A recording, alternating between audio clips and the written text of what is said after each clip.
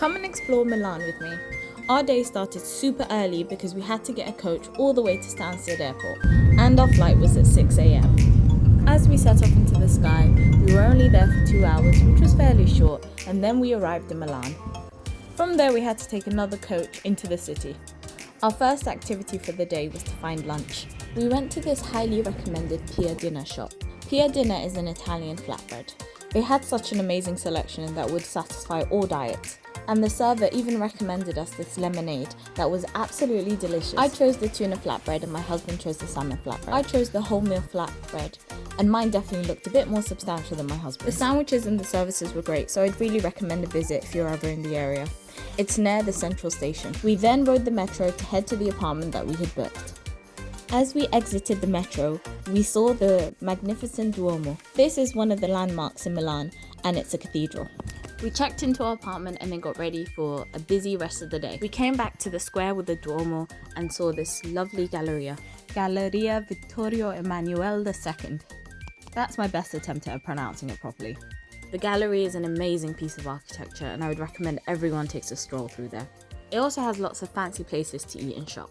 Not really my vibe, but we did go into one of the patisseries on a later date. We then had to visit the Quadrilatero d'Oro, also known as the Golden Quadrilateral. This is the district full of luxury brands, so if you want to shop in Milan, this is the place to go. And to see over-the-top shop fronts, like a lime puffy gorilla. We came across a gelato place and we just had to help ourselves to some. If you've never tried gelato, I highly recommend you do.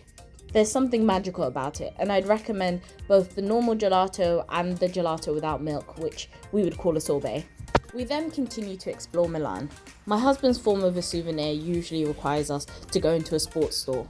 He was searching for some trainers, so we spent quite some time looking through different trainer shops so that he could find his perfect trainers from Milan. I love how much character Milan has. You can see that from the roads, the buildings. It's such a great place just to go for a walk and see the history. Of course we had to go to a patisserie, and I really think Italy gives France a run for its money when it comes to pastries. There were cakes, cannoli, sfogliatelle, which is lobster tails, and just such a great variety of pastries. Just a warning, I learned after my visit that some of these pastries are made with lard, so they may not be vegetarian friendly. These are the pastries we tried. The cake was super soft and delicious and it had some fruit in it, and the lobster tails were filled with ricotta and orange zest. The lobster tails were my favourite. There was an amazing crunch and such a good flavour inside. We also bought these biscuits from a local supermarket which were almond flavoured. They were absolutely delicious. And pillowy and soft. And then we ended our day by going to a highly rated restaurant.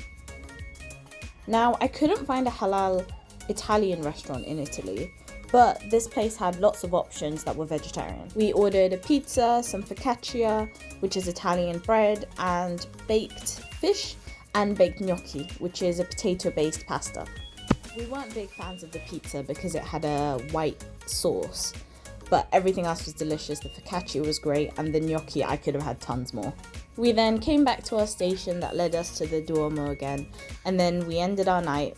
We tried to have an early night because we had plenty more to explore the next day.